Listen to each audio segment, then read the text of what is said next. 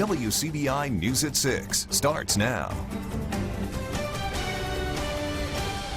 Good evening, everyone. Thank you for joining us. A Lee County couple loses their lives in a Thursday night wreck. Coroner Carolyn Green says 38-year-old Roy Meredith and his wife, 80-year-old Sally Meredith, were killed when involved in a head-on collision on Highway 145 near the southern city limits. The cause of the wreck is still under investigation.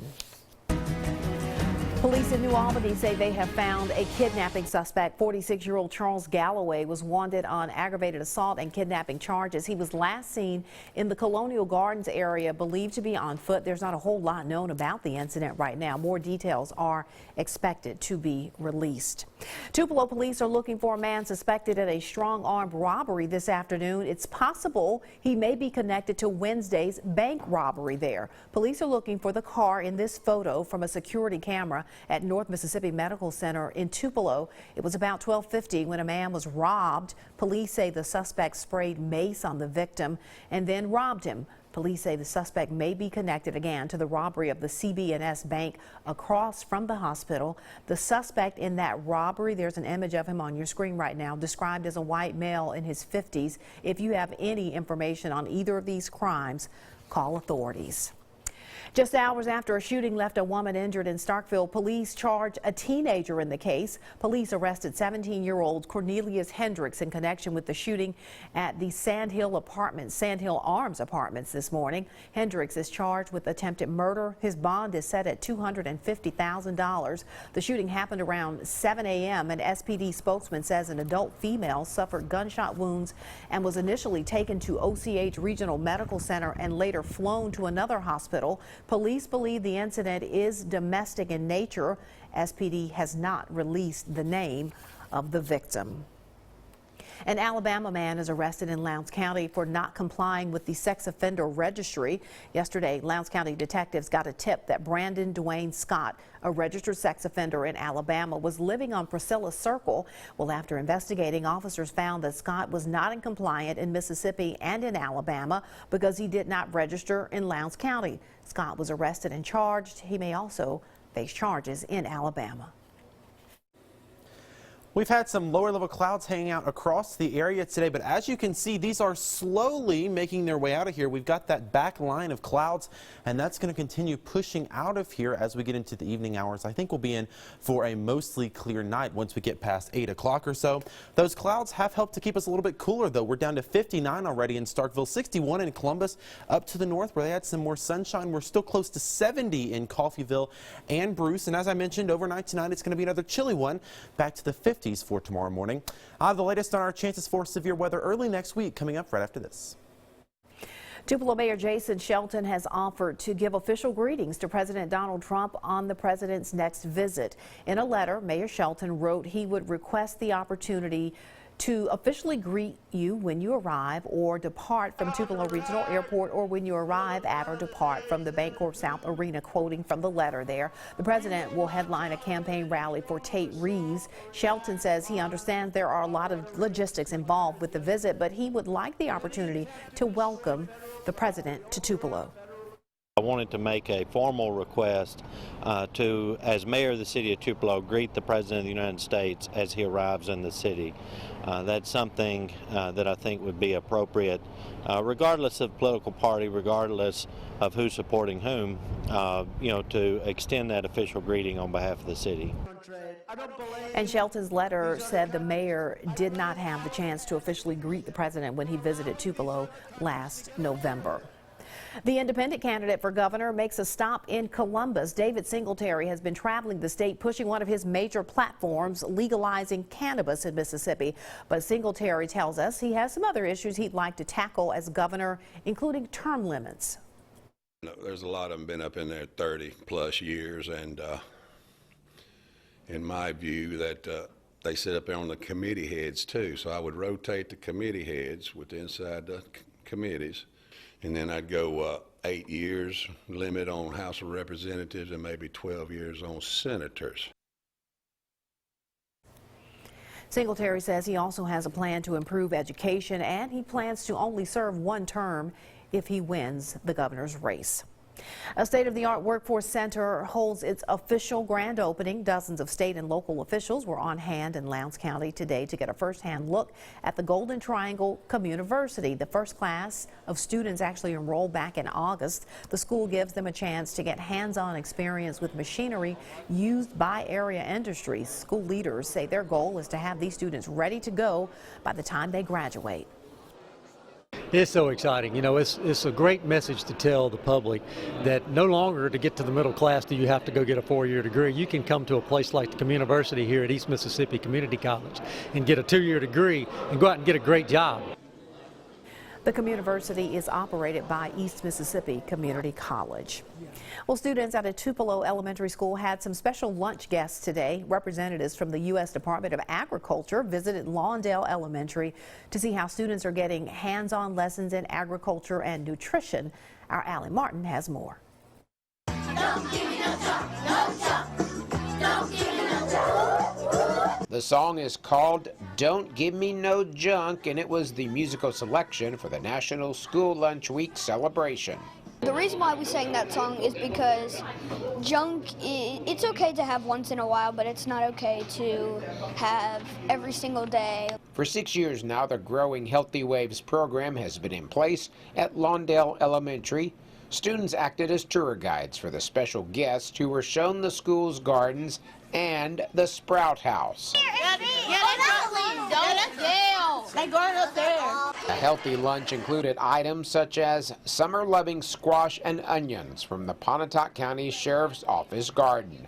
You're My Cutie cucumber and tomato salad from St. Bethany Fresh, and roasted achy-breaky acorn squash from Native Sun Farm. We think it's important that kids have a chance to go out in the garden and grow food, and then that way they'll eat that same food that they grow. The USDA visit is part of the Farm to School program.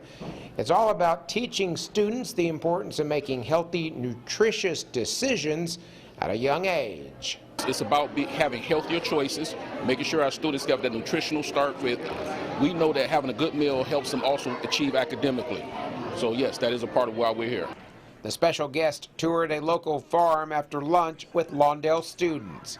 In Tupelo, Allie Martin, WCBI News. National School Lunch Week has been celebrated for more than 70 years as a USDA program. Coming up, an area hospital is making it easier for residents to connect with their health care. We find out how they're doing it when we come back. You're watching WCBI's News at 6 with Andrea Self.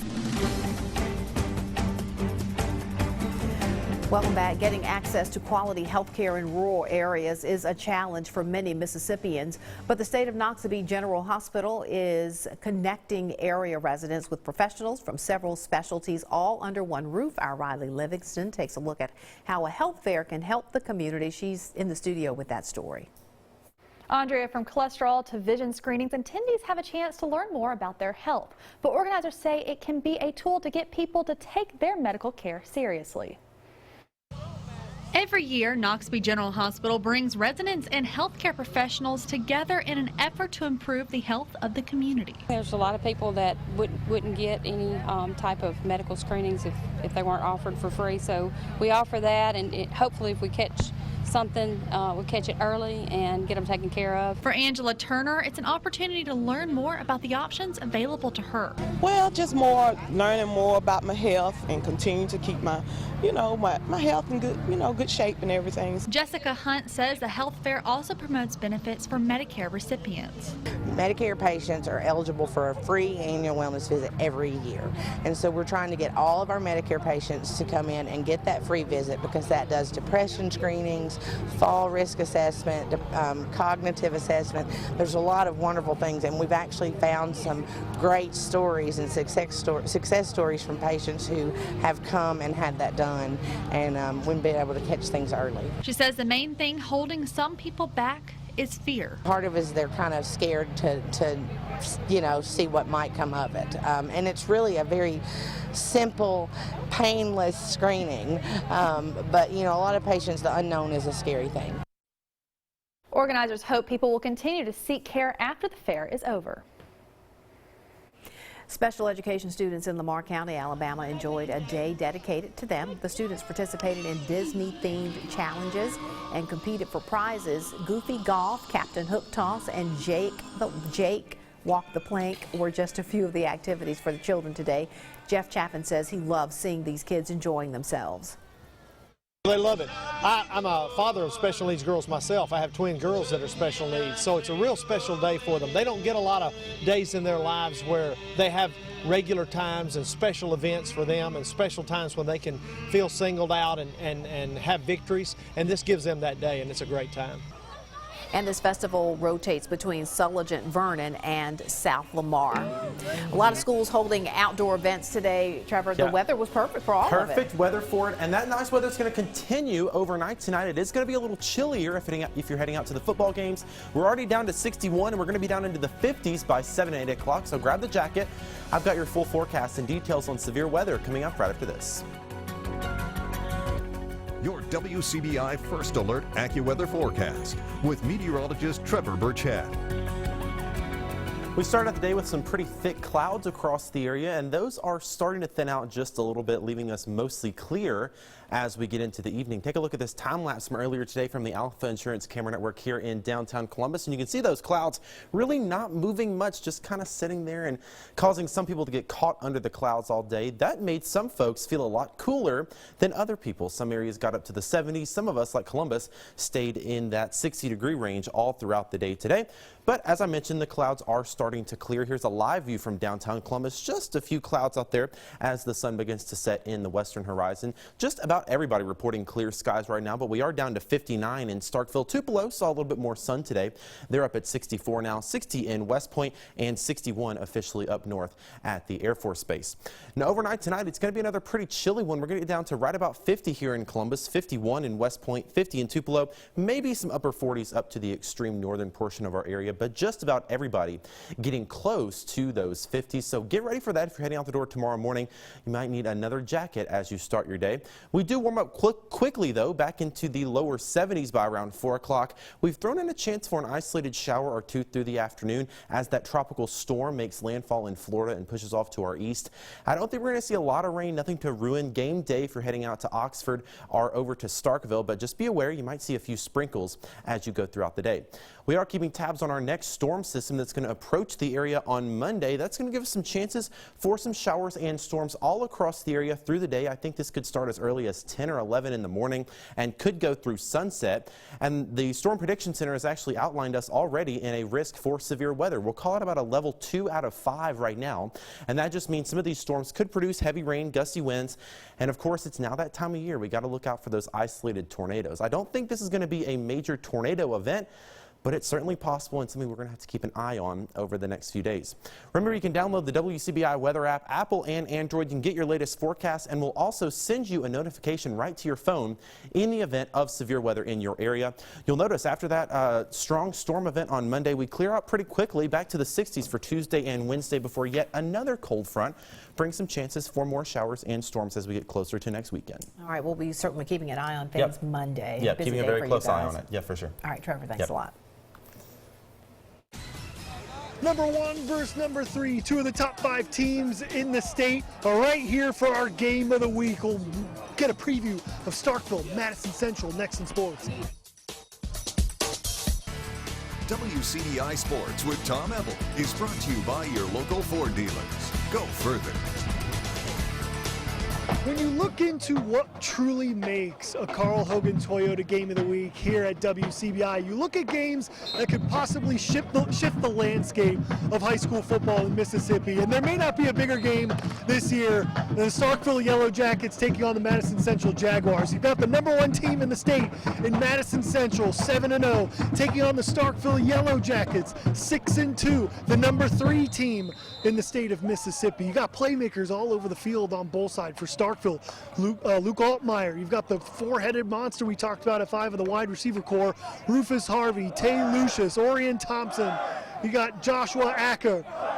And then you look at Madison Central, a monster of a team. They've been fantastic this year, led by TCU commit Jimmy Holiday. 20 touchdowns this year, 800 yards rushing on only 80 attempts. He's averaging about 10 yards a clip running the football. So something has to give. Madison Central, they're the only undefeated team left in Class 6A.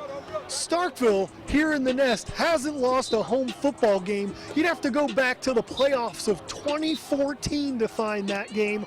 It's been 33 straight games in the Nest for the Starkville Yellow Jackets as winners here at home. So you look at the keys to the matchup. We talked about it. Starkville, make Jimmy Holiday uncomfortable. The man wants to run. Pass is his second option, so you've got to collapse the pocket, keep him inside the pocket, and let those speed rushers at Starkville go to work. And for Mad Central, it's going to be about getting Starkville's high-powered offense off the field. And when you look at teams, Madison Central defensively has been one of the top teams in the state of Mississippi, holding a team like Brandon to 14 points this year. So it's just going to be a fantastic football game. And it really is. You just feel it around the stadium so far. The energy is all-time high. Both teams are ready to roll. It's going to be a fantastic football game here in Starkville. But taking a look at some of the other games to keep an eye on for Week 9. You got Amory taking on Nettleton for a 3A battle. You've got West Point taking on Grenada. That's a really big division game. With one, there's no margin of error in that Region 1 5A. You've also got West Lowndes taking on Knox Bader, two teams that I believe are top 5 in 1A.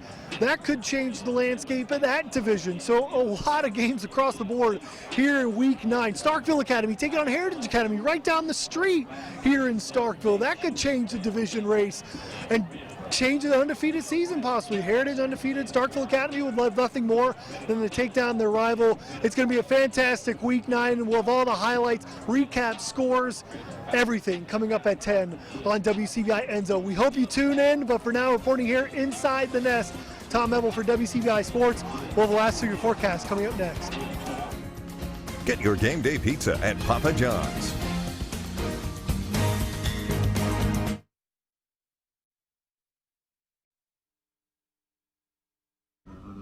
It's a big weekend in Bulldog Country with MSU's matchup against LSU. SEC Nation rolled into Starkville yesterday to begin preparations to cover the big game tomorrow. Bulldog fans are also in the Junction already cheering on the Bulldogs. Fans have started staking out their spots and are ready for tomorrow's show at 9 a.m. on the SEC Network.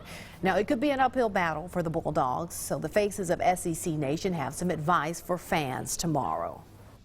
They need to show up to try to give State just a little bit of an edge to give them hope in this game. I think it needs to come from the fans and the Cowbells, and then probably following that Kylan Hill would be helpful. But again, these fans have always been incredible. Every time we've come here, every game that I've watched, their hospitality, their kindness, their love for a team that honestly hadn't been playing that great, it's always been impressive to me. So I think the environment and the crowd is special and unique, unlike any other place. It's an intimidating place to play. But I didn't have to do that as a player, so it's fun to come back here and watch a game. And kick off again tomorrow at 2:30. Tomorrow, and the game will be right here on WCBI, as a matter of fact, if you can't make it out there. Yeah, if you can make it out, I would recommend it. Some really nice weather for it. Can't rule out an isolated shower, but I think most of us are going to say dry and sunny. Better chances for rain on Monday with that chance for some isolated severe storms. All right, so State fans, they're telling you get out there Yeah, with your go ahead. cowbells and cheer them on. All right, that's the news at 6. Enjoy your Friday evening.